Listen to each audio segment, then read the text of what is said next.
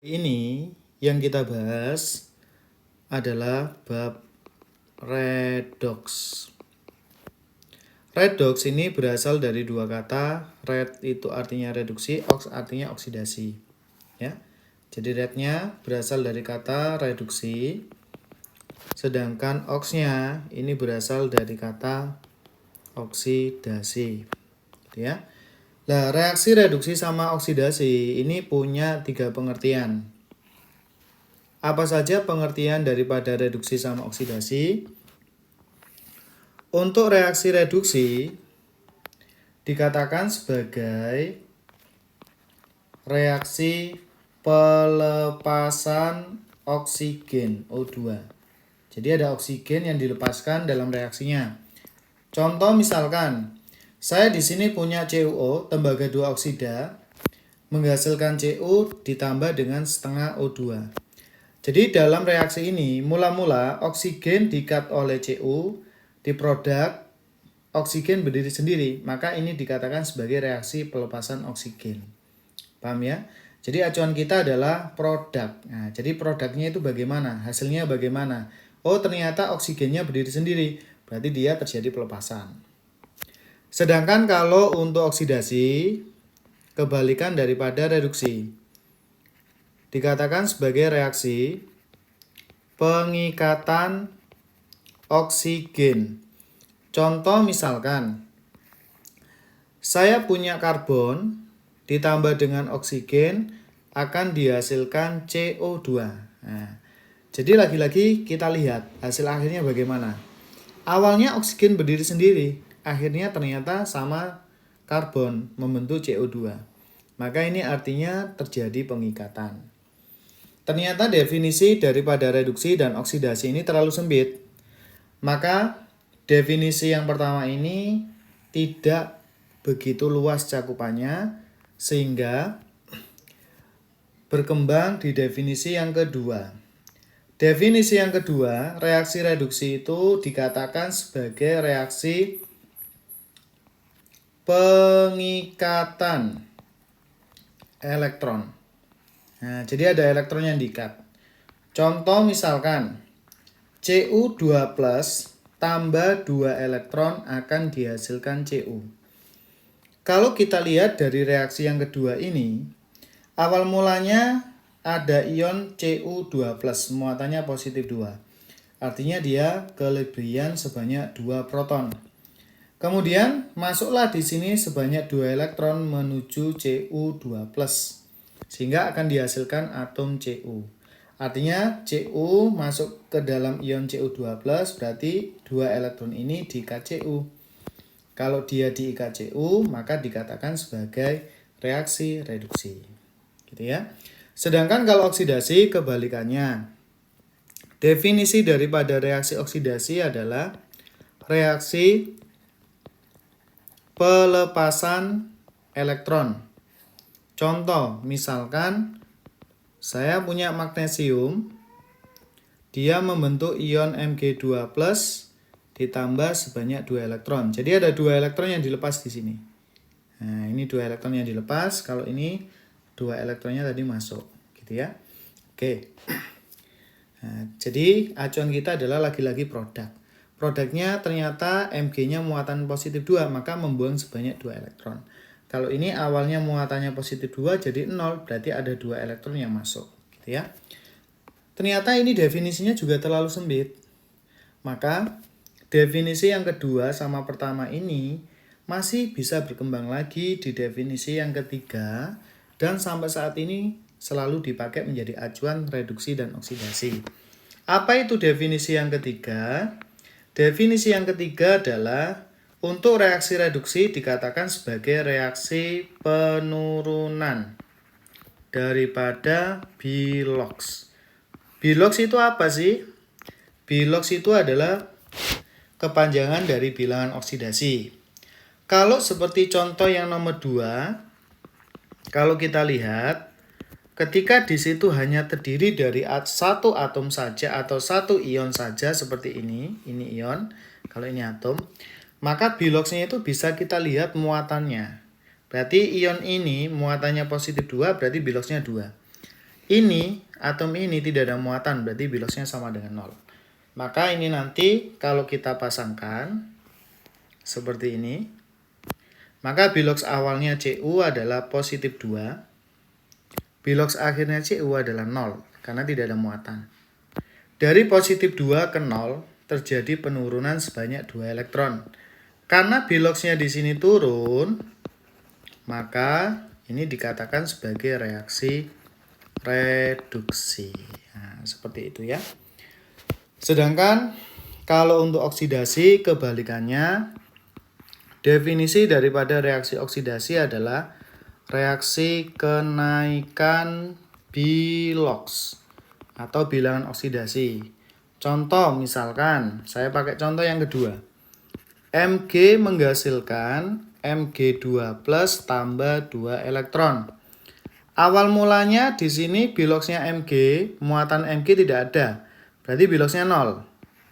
Sedangkan di produk yang ini ya, bilox yang ion yang ini, biloxnya adalah positif 2. Dari 0 ke plus 2 ini terjadi kenaikan sebanyak 2 elektron. Maka kalau biloxnya naik yang ini ya, maka dikatakan sebagai reaksi oksidasi. Nah, seperti ini. Ketika kedua reaksi ini saya gabung jadi satu, maka jadilah yang namanya di sini reaksi redoks. Berarti apa reaksi redoks itu?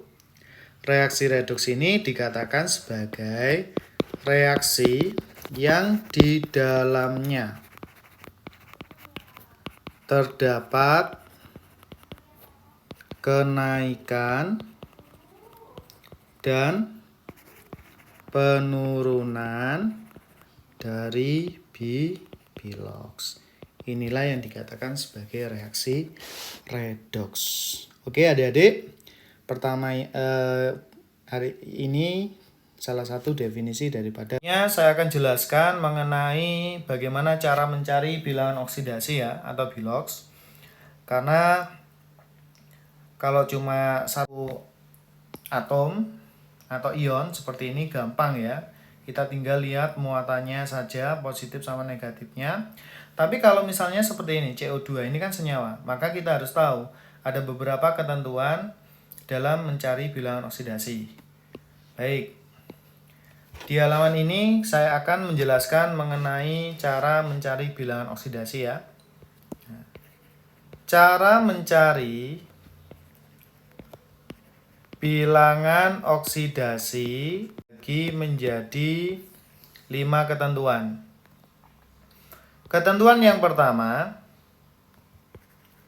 bilox unsur bebas sama dengan 0 ya. Jadi bilox unsur bebas adalah Lah, bilox unsur bebas itu seperti apa, Mas? Unsur bebas yang ada di sini itu nanti dibagi 2. Ada yang namanya monoatomik. Contohnya seperti tadi, Cu, Mg, dan lain-lain. Artinya dia berdiri sendiri. Ada yang namanya diatomik. Nah, kalau diatomik ini terdiri dari unsur yang sama. Contoh misalkan Cl2, O2, H2. Maka ini nanti akan memiliki bilox sama dengan 0, gitu ya, secara otomatis. Oke. Kemudian yang kedua,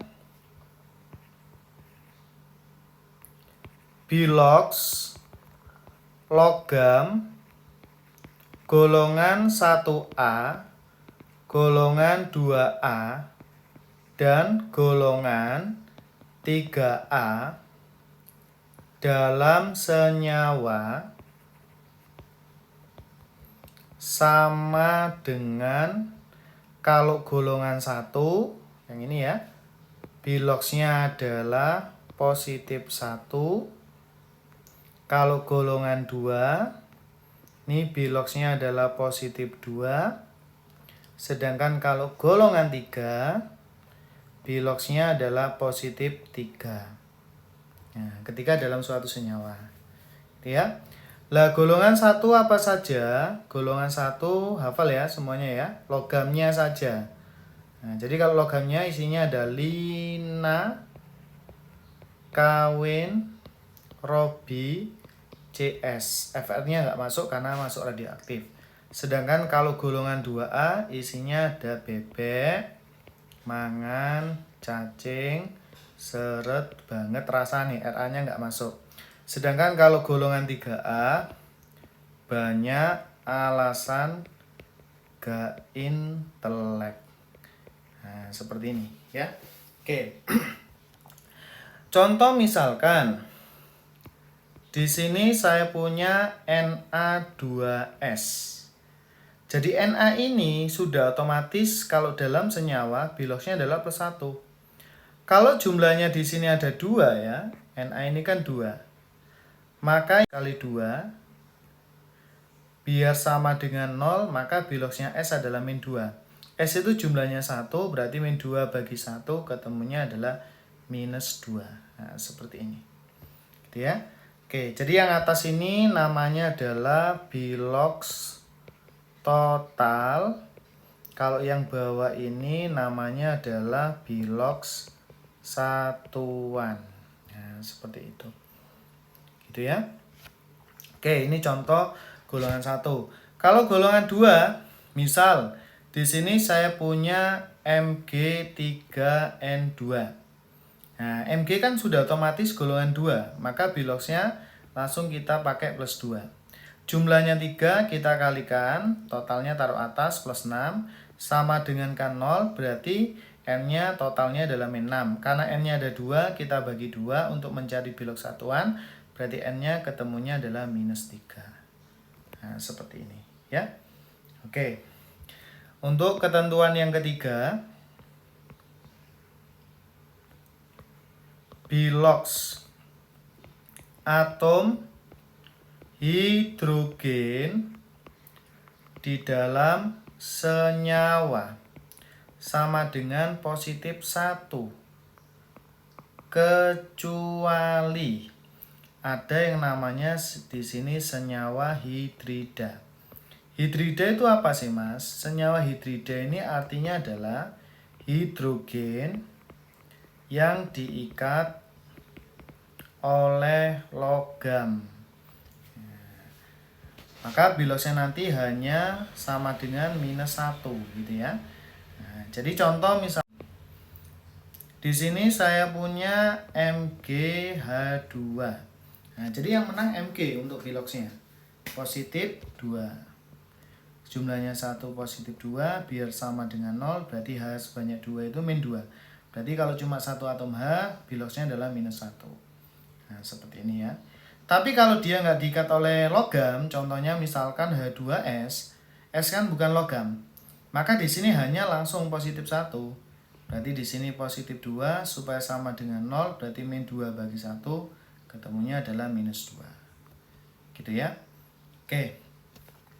Untuk ketentuan yang ketiga, ada yang namanya di sini bilox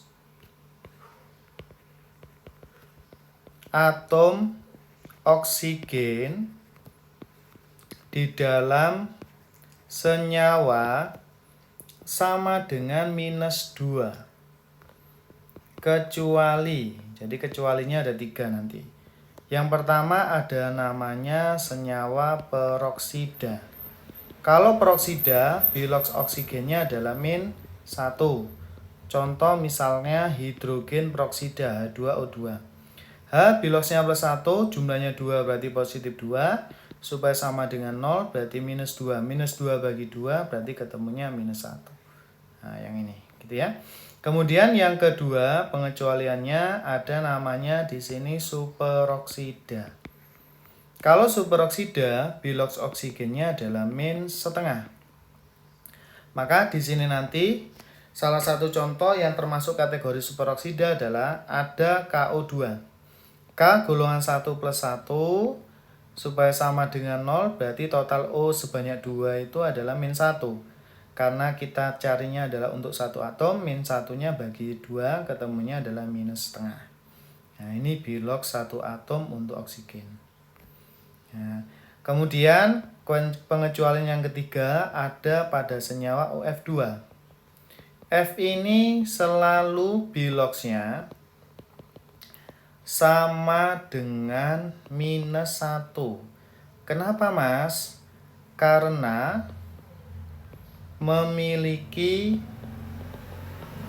keelektronegatifan terbesar. Jadi F itu biloxnya selalu -1 kalau dalam senyawa. Ya. Maka di sini nanti kalau kita lihat F -1, totalnya -2, berarti supaya sama dengan 0 maka O-nya positif 2. Jadi kalau misalkan oksigen diikat oleh F, maka biloxnya O sama dengan positif 2. Tetapi kalau misalkan selain yang ada dalam pengecualian di atas ini, selain pengecualian ini ya, maka biloxnya oksigen nanti pakainya adalah -2 yang ini. Nah, contoh misalkan saya di sini punya SO2. Nah, jadi oksigen selalu -2. Kali 2 -4 supaya sama dengan 0 berarti positif 4. Nah, masuk ke sini. Nah, berarti oksigennya nanti pakainya adalah -2 karena S-nya tidak ada dalam ketentuan. Gitu ya. Sedangkan yang kelima yang terakhir, bilox ion monoatomik atau ion poliatomik sama dengan muatannya. Saya kasih contoh. Misal, saya punya ion poliatomik. Ya. Jadi saya punya contoh ion poliatomik. Misalkan di sini SO4 2- berarti bilox totalnya -2. NO3- berarti biloxnya adalah -1. Gitu ya. Kemudian PO4 3- berarti biloxnya adalah -3 bilox total ya, dan lain-lain. Ada juga ion monoatomik. Nah, contoh misalnya di sini nanti saya punya Cl- berarti -1, S2- berarti -2, Cu2+ ya. Berarti biloxnya adalah positif 2 seperti ini ya, dan lain-lain.